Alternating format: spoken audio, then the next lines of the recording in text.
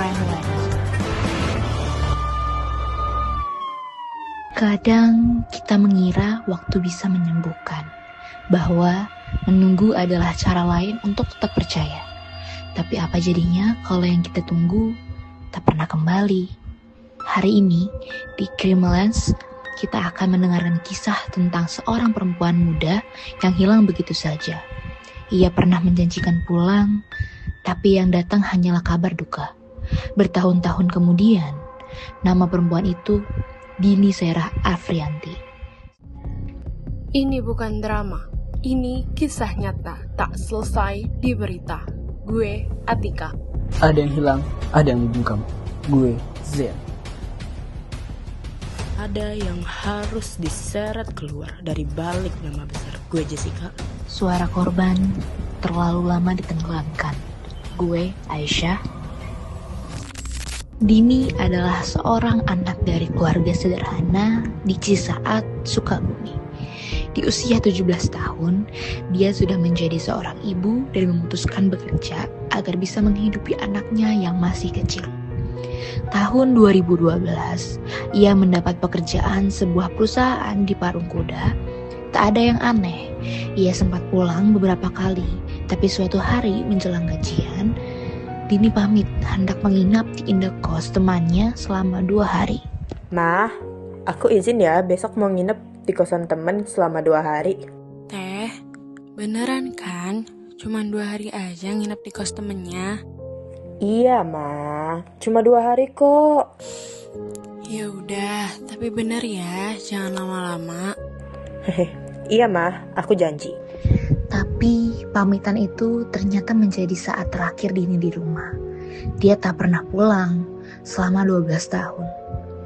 Awalnya ketika 1-2 pekan tak pernah pulang, keluarga sempat mencari ke perusahaan tempat Dini bekerja.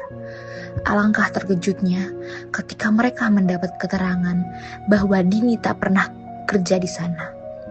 Keluarganya pun menanyai beberapa temannya mengetahui keberadaan Dini dan mendatangi Gang Ajit di Cikole, kota Sukabumi 8 km dari rumahnya, namun tak menemukan keberadaan Dini.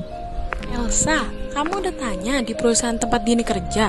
Iya, Bu. Aku kesana kemarin. Tapi mereka bilang Dini nggak pernah kerja di situ. Lah, terus dia kerja di mana? Aku juga nggak ngerti. Aku coba tanya ke temen-temennya. Katanya dia terakhir di Gang Ajit Cikole. Tapi pas aku datengin ke sana, Dini nggak ada.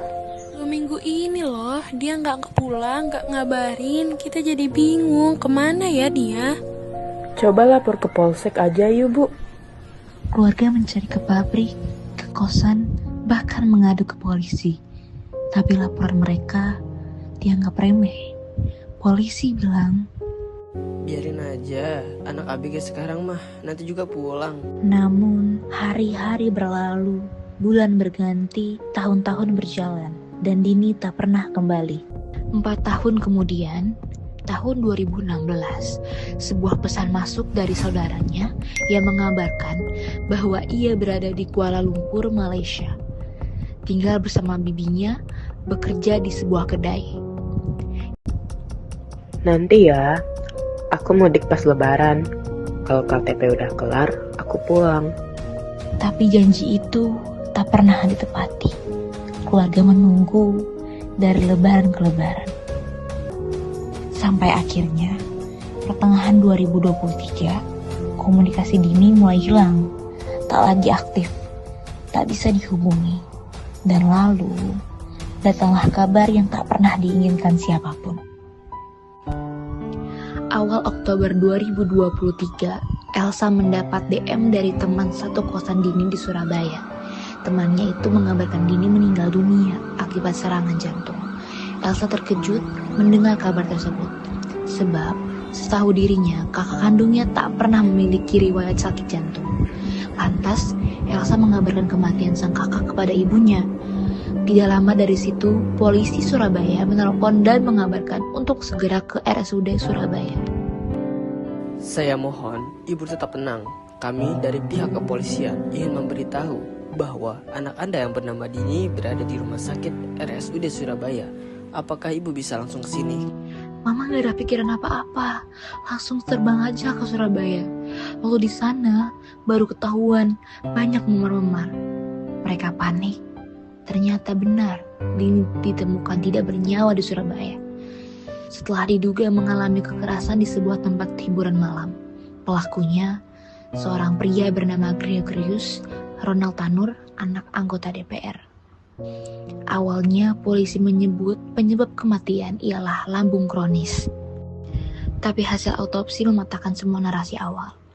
Menurut laporan forensik, ada luka cekikan di leher, luka akibat botol kaca, patah tulang rusuk dan lengan, bahkan bekas terlindas ban mobil.